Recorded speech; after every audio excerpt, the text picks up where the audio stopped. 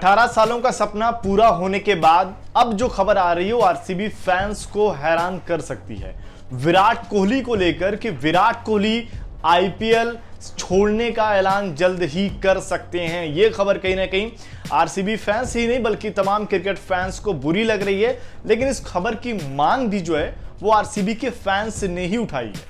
Report की माने और जो फैंस के सोशल मीडिया जो ट्रेंडिंग कैप्शन की माने तो वहां पर जो बात चल रही है कि विराट कोहली को आईपीएल छोड़ देना चाहिए। क्यों छोड़ देना चाहिए उस पर आते हैं।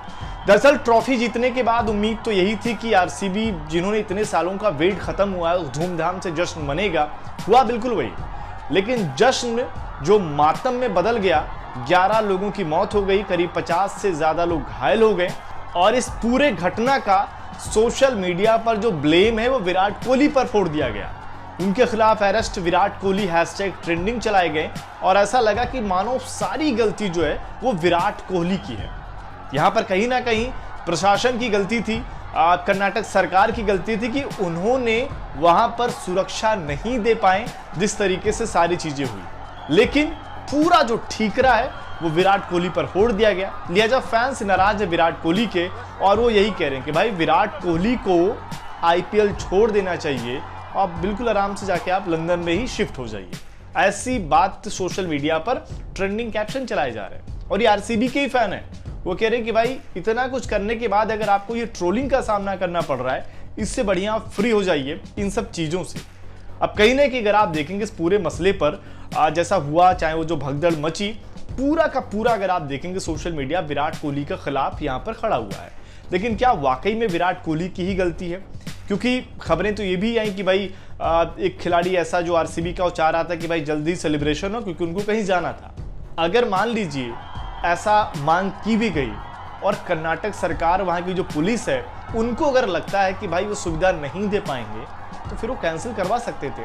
उनकी इतनी तो वहां पर रिस्पेक्ट तो होगी ना भाई कि अगर वो कोई परेड शो करना चाह रहा है और आप नहीं उस लायक है कि वहां सुविधा दे पाएंगे तो आप उसको रद्द करवा सकते थे, लेकिन बिल्कुल कॉल नहीं लिया गया।